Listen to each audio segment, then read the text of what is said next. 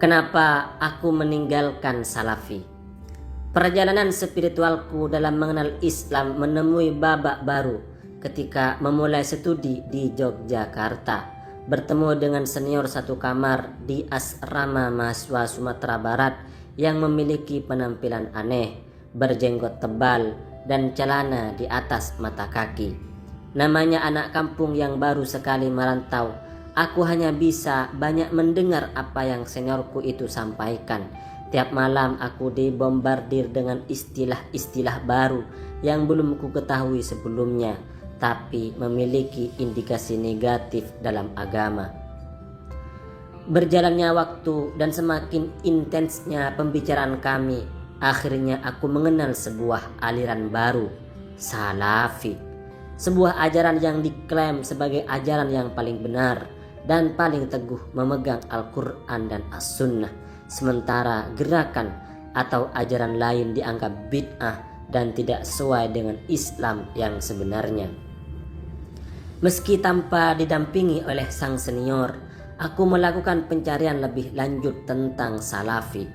Lewat pamflet-pamflet pengajian yang disebar di kampus, aku pun mulai mengunjungi masjid-masjid tempat berlangsungnya kajian yang bertitel Mengikuti Sunnah Nabi ini. Aku terpukau dengan kapabilitas ustadz-ustadznya yang hafal ayat-ayat Al-Quran dan hadis. Banyak hadis-hadis baru yang ku dengar, tampilan tawadu para pendengar yang terdiri dari bapak-bapak dan pemuda-pemuda berjenggot berjubah serta wanita-wanita berjadar membuat kepincut untuk terus mengikuti pengajian-pengajian Salafi. Karena sejak SMA aku sudah memelihara jenggot sebagai sunnah Nabi. Sampai-sampai aku berdebat keras dengan seorang guru berjilbab yang menyuruhku untuk memotong jenggot. Aku berpikir, inilah tempat aku menemukan teman-teman yang melaksanakan hadis yang dulu pernah kutemui, bahwa memelihara jenggot merupakan bagian dari sunnah Nabi.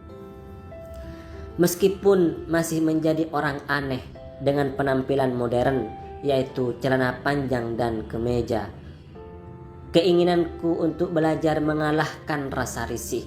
Seringkali para jemaah lain menatap diriku agak lama, mungkin karena dirasa sebagai orang baru, gaya penampilanku yang tidak lazim dapat mereka maklumi.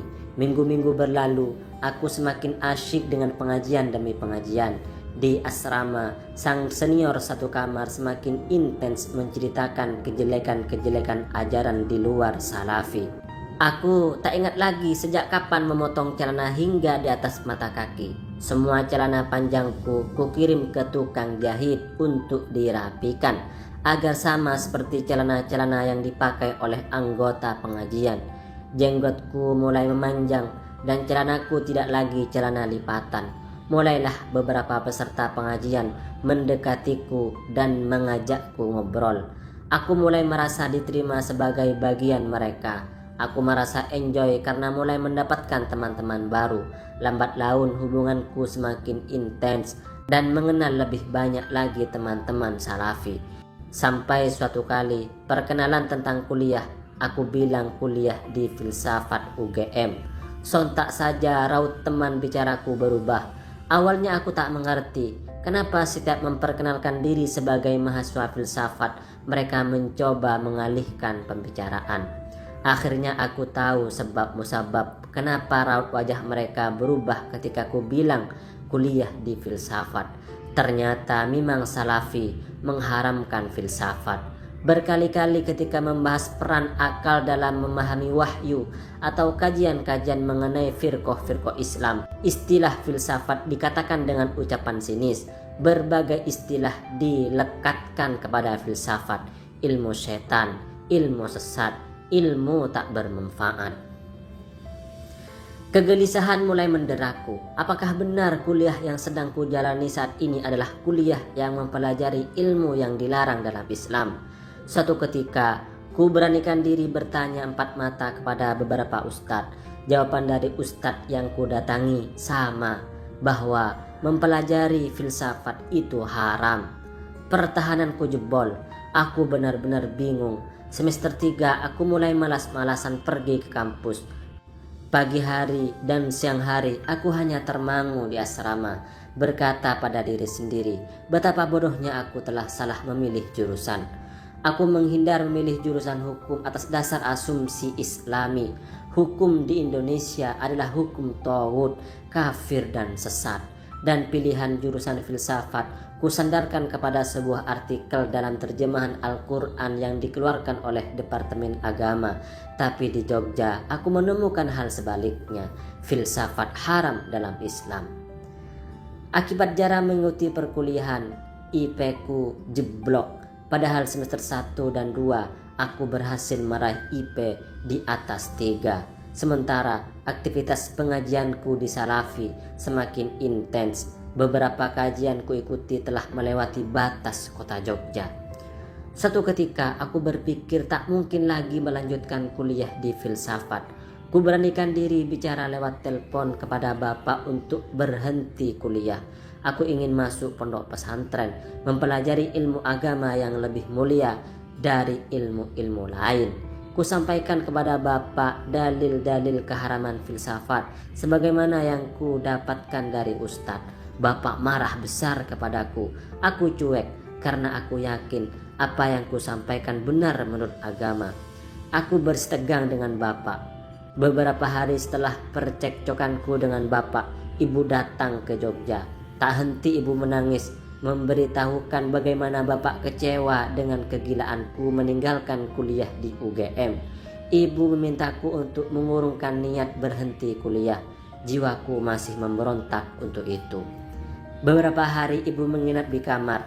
Tak henti tangisan beliau ketika memintaku untuk memikirkan kerja keras bapak menguliahkanku dengan biaya yang besar di UGM. Aku pun luluh. Tak sanggup rasanya melihat ibu bercucuran air mata. Hati kecil berontak, bimbang antara memilih agama dan keinginan orang tua. Terlintas ucapan ustadz Salafi bahwa hormat kepada manusia tidak perlu jika melanggar perintah Tuhan, hatta itu orang tua sendiri.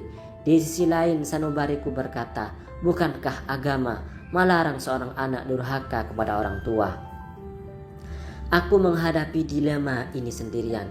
Seniorku satu kamar yang mengenalkanku dengan Salafi diam masa bodoh, sibuk dengan kerja dan kuliahnya yang memang begitu padat.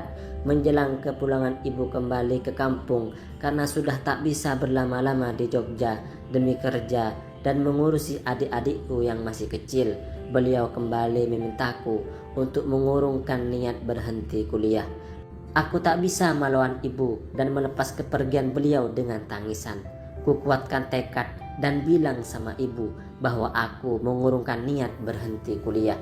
Aku akan kembali masuk kuliah dan mengejar ketertinggalan selama ini.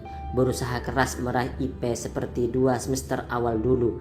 Dalam hati aku muatkan tekad, persetan dengan kata-kata ustadz kalau akhirnya aku membuat ibu menangis dan bapak menjadi kecewa. Terserah dibilang membuang umur untuk mempelajari ilmu yang haram. Terserah dibilang sebagai pengkhianat agama. Persetan dengan semua dalil dan liburan semester 6 yang mereka sampaikan. 3 tahun aku mau menjalani hidup sebagai mahasiswa meskipun dianggap sebagai kedurhakaan untuk registrasi masuk